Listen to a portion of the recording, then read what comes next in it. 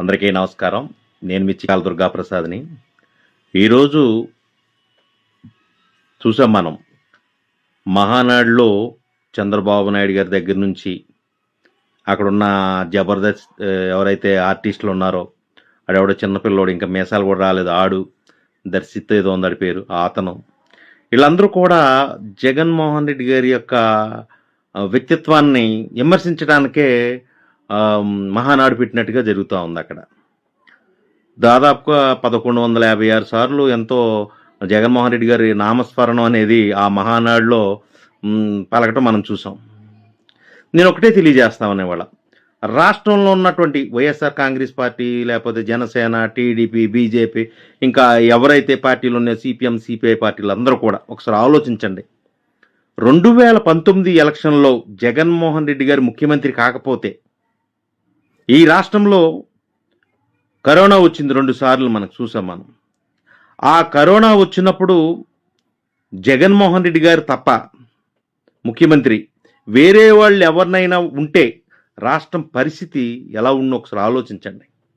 ఆ వాలంటీర్ వ్యవస్థ, సచివాలయ వ్యవస్థను పెట్టి మరి అటు పార్టీ చూడకుండా, కులం చూడకుండా, మతం చూడకుండా ప్రతి ఒక్కరికి పథకాలు ఇచ్చి, మరి కరోనాలో ప్రతి ఒక్కరికి పరీక్షలు చేపించి, ఎవరికైనా కరోనా అంటే వాళ్ళకి ట్యాబ్లెట్లు, అన్ని నిత్యావసర వస్తువులన్నీ కూడా వాలంటీర్లతోటి, సచివాలయ సిబ్బందితోటి పంపించి, అలాగే నర్సుల ఇంటికి పంపించి, డాక్టర్ల ఇంటికి పంపించి వైద్యం చేసినటువంటి ఘనత జగన్మోహన్ రెడ్డి గారిది. ఏ రాష్ట్రంలోనూ జరగలేదు, భారతదేశంలో ఏ రాష్ట్రంలోనూ జరగలేదు. అలాగే కేంద్రం మరి చాలా జగన్మోహన్ రెడ్డి గారిని పొగిడింది. అప్పుడు కుటుంబానికి 1000 రూపాయలు ఇస్తానికి మిగతా రాష్ట్రాల్లో ఇవ్వలేకపోతే అదే ఆంధ్ర రాష్ట్రంలో మరి వాలంటీర్ వ్యవస్థ ద్వారా పంచడం జరిగింది.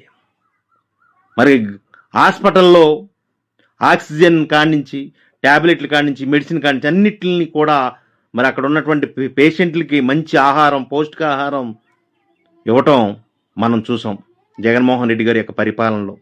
అటువంటి మహానుభావుడు జగన్మోహన్ రెడ్డి గారు.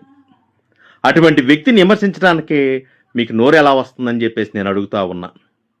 ఆ రోజున కరోనా అని చెప్పి సాకుతో అతను పరిపాలన ఆపలేదు. ప్రజలకు ఇవ్వాల్సిన ప్రతి పథకాన్ని కూడా తూచా తప్పకుండా, టైం తప్పకుండా మరి అకౌంట్లో వేసినటువంటి వ్యక్తి జగన్మోహన్ రెడ్డి గారు.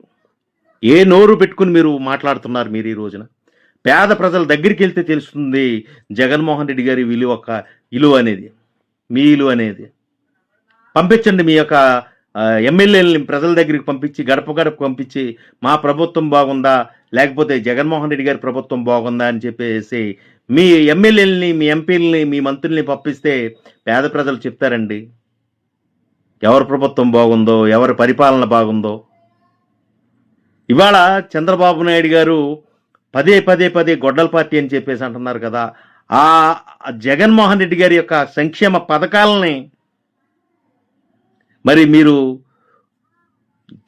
మీరు ఎలాగంటే జీర్ణించుకోలేకపోయి, జగన్మోహన్ రెడ్డి గారికి ఇంత పేరు ఎలా వచ్చేసింది, జగన్మోహన్ రెడ్డి గారి ప్రజల్లోకి మరి ఇంత దూసుకెళ్ళిపోయాడు అనేది వార్చలేకపోయి మీరు మాట్లాడుతున్న మాటలు ఏదో రకంగా మచ్చ వేయాలి, ఆ మచ్చ ద్వారా జగన్మోహన్ రెడ్డి గారికి ప్రజల్ని దూరం చేయాలి, ప్రజలను దూరం చేయాలన్న ఆలోచనతో తప్ప ఈ రోజున మీకు ఎన్ని మాట్లాడినా కూడా ఈ రాష్ట్రంలో మళ్ళీ చాలా ఎంతగా మీరు ఓడిపోతారో చూడండి ఒకసారి. రేపు అనే పదం వచ్చేసరికి మళ్ళీ జగన్మోహన్ రెడ్డి గారు ముఖ్యమంత్రి అవుతాడు.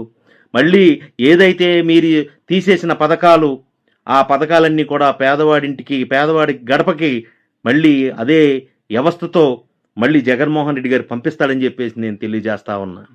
నవ్వుతున్నారు మీరు నిన్న మాట్లాడుతుంటే. ఎంతసేపు మీ డబ్బా, మీ మనవడు డబ్బా, మీ లోకేష్ గారికి ఒక డబ్బా కొట్టడమే అక్కడున్న ఎమ్మెల్యేలు, ఎంపీలు. వాళ్ళకు కూడా నవ్వు వస్తుంది. నేను పొగడపోతే మళ్ళీ నన్ను ఏమన్నా అనుకుంటారేమో, నేను కూడా పొగుడుదాం, బాగా డప్పు కొడదాం, భజన చేద్దాం అని చెప్పేసి ప్రతి ఒక్క ఎమ్మెల్యే, ఎంపీ, మంత్రులు మాట్లాడుతున్నారు అక్కడ. ఆయన మన అచ్చెన్నాయుడు గారు చూశాను నేను. అసలు ఆయన పార్టీ లేదు, పక్క లేదని చెప్పేసి అన్నవాడు కూడా ఎందుకు వచ్చిందే తగలాటం మనకే.